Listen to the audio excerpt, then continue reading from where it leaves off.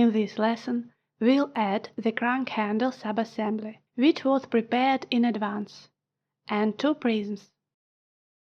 Let's add one more subassembly, the crank handle. We won't assemble it in this course, but if you go to the Quick Start courses, you'll find the course on the crank handle there. If you don't want to assemble the crank handle, you can find the pre-made model in the same folder where all the vice parts are located. Let's add it to our assembly. Click Biomatings and Coaxial. Select the cylindrical face of the handle, then the screw's cylindrical face. Check the handle position. It's OK in my case. Let's move the handle closer to its proper position to get a better look at it. Note that you can already rotate it thanks to the coaxial mating. Stop the Move Component command.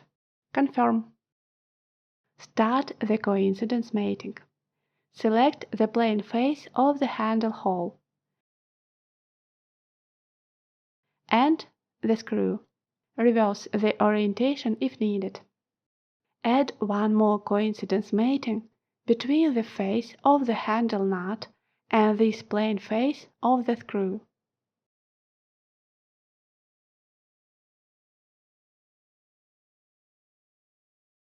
Confirm. Confirm and stop the command. Let's test the assembly. Start the Move Component command and try moving the handle. You'll see that the handle rotates and the screw rotates simultaneously. Let me zoom in to see this better. Next, we'll add the first prism.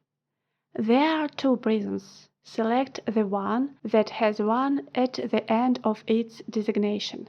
Click Open. Biomatings. Select the plane face of the prism and the left jaw. Click Coincidence. Create the coaxial mating for the first hole.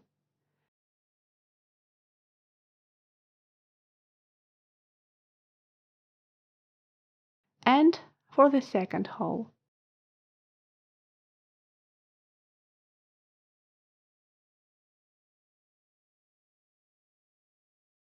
Here no errors have appeared, so we can conclude that parts were designed correctly. Confirm. Instead of stopping the command, you can click the plus sign next to the component source file field and select the second prism in the browser. Click Biomatings. Select the faces.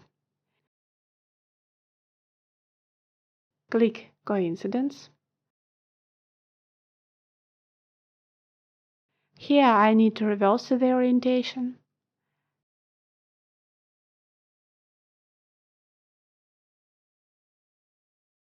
Make the holes of the prism concentric with the holes of the jaw. I've made a mistake. Let me delete the mating and create it again. I'll move the prism.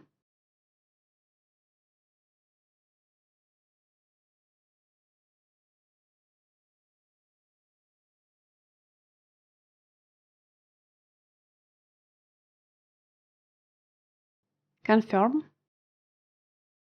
And for the second hole.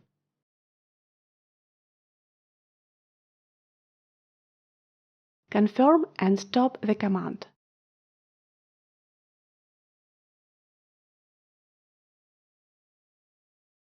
Let's try moving the jaw.